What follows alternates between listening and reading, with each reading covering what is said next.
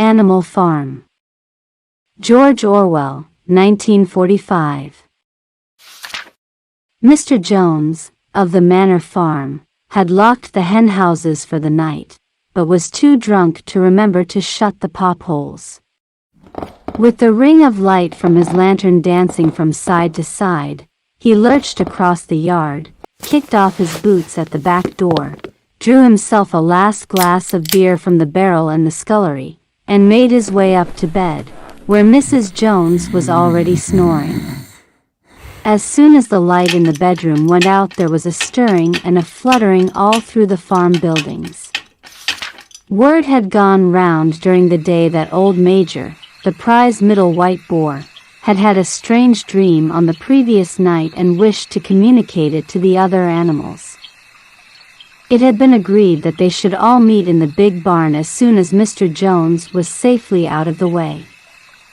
Old Major, so he was always called, though the name under which he had been exhibited was Willingdon Beauty, was so highly regarded on the farm that everyone was quite ready to lose an hour's sleep in order to hear what he had to say. At one end of the big barn, on a sort of raised platform, Major was already ensconced on his bed of straw, under a lantern which hung from a beam.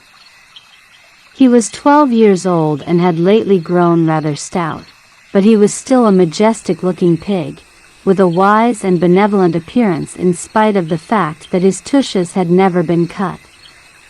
Before long the other animals began to arrive and make themselves comfortable after their different fashions. First came the 3 dogs, Bluebell, Jessie, and Pincher, and then the pigs, who settled down in the straw immediately in front of the platform. The hens perched themselves on the window sills, the pigeons fluttered up to the rafters, the sheep and cows lay down behind the pigs and began to chew the cud. The 2 cart horses, Boxer and Clover, came in together, walking very slowly and setting down their vast hairy hoofs with great care lest there should be some small animal concealed in the straw. Clover was a stout motherly mare approaching middle life, who had never quite got her figure back after her 4th foal. Boxer was an enormous beast, nearly 18 hands high, and as strong as any 2 ordinary horses put together. A white stripe down his nose gave him a somewhat stupid appearance. And in fact he was not of first-rate intelligence, but he was universally respected for his steadiness of character and tremendous powers of work. After the horses came Muriel, the white goat, and Benjamin, the donkey. Benjamin was the oldest animal on the farm, and the worst-tempered. He seldom talked, and when he did, it was usually to make some cynical remark. For instance, he would say that God had given him a tail to keep the flies off, but that he would sooner have had no tail and no flies. Alone among the animals on the farm he never laughed. If asked why, he would say that he saw nothing to laugh at. Nevertheless, without openly admitting it, he was devoted to Boxer. The 2 of them usually spent their Sundays together in the small paddock beyond the orchard, grazing side by side and never speaking. The 2 horses had just lain down when a brood of ducklings, which had lost their mother, filed into the barn, cheeping feebly and wandering from side to side to find some place where they would not be trodden on. Clover made a sort of wall round them with her great foreleg, and the ducklings nestled down inside it and promptly fell asleep. At the last moment Molly, the foolish, pretty white mare who drew Mr. Jones's trap, came mincing daintily in, chewing at a lump of sugar. She took a place near the front and began flirting her white mane, hoping to draw attention to the red ribbons it was plaited with. Last of all came the cat, who looked round, as usual, for the warmest place, and finally squeezed herself in between Boxer and Clover. There she purred contentedly throughout Major's speech without listening to a word of what he was saying. All the animals were now present except Moses, the tame raven, who slept on a perch behind the back door. When Major saw that they had all made themselves comfortable and were waiting attentively, he cleared his throat and began, "Comrades, you have heard already about the strange dream that I had last night. But I will come to the dream later. I have something else to say first. I do not think, comrades, that I shall be with you for many months longer, and before I die, I feel it my duty to pass on to you such wisdom as I have acquired. I have had a long life. I have had much time for thought as I lay alone in my stall, and I think I may say that I understand the nature of life on this earth as well as any animal now living. It is about this that I wish to speak to you. Comrades, what is the nature of this life of ours? Let us face it, our lives are miserable, laborious, and short.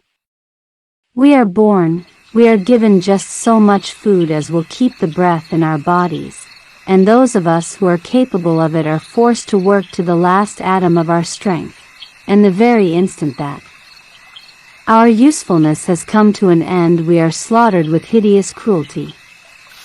No animal in England knows the meaning of happiness or leisure after he is a year old.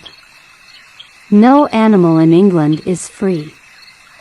The life of an animal is misery and slavery, that is the plain truth. But is this simply part of the order of nature? Is it because this land of ours is so poor that it cannot afford a decent life to those who dwell upon it? No, comrades, 1,000 times no. The soil of England is fertile, its climate is good, it is capable of affording food in abundance to an enormously greater number of animals than now inhabit it. This single farm of ours would support a dozen horses, 20 cows, hundreds of sheep, and all of them living in a comfort and a dignity that are now almost beyond our imagining. Why then do we continue in this miserable condition? Because merely the whole of the produce of our labor is stolen from us by human beings. There, comrades, is the answer to all our problems. It is summed up in a single word: man. Man is the only real enemy we have.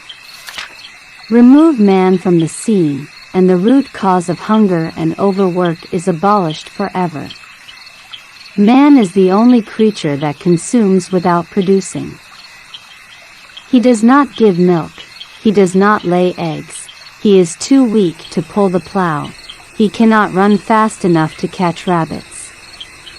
Yet he is lord of all the animals. He sets them to work, he gives back to them the bare minimum that will prevent them from starving, and the rest he keeps for himself. Our labor tills the soil, our dung fertilizes it, and yet there is not one of us that owns more than his bare skin. You cows that I see before me, how many thousands of gallons of milk have you given during this last year? And what has happened to that milk which should have been breeding up sturdy calves? Every drop of it has gone down the throats of our enemies. And you hens, how many eggs have you laid in this last year, and how many of those eggs ever hatched into chickens? The rest have all gone to market to bring in money for Jones and his men.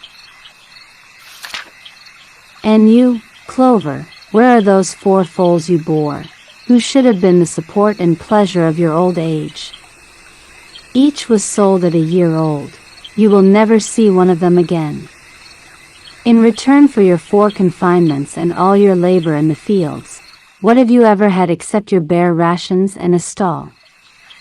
And even the miserable lives we lead are not allowed to reach their natural span.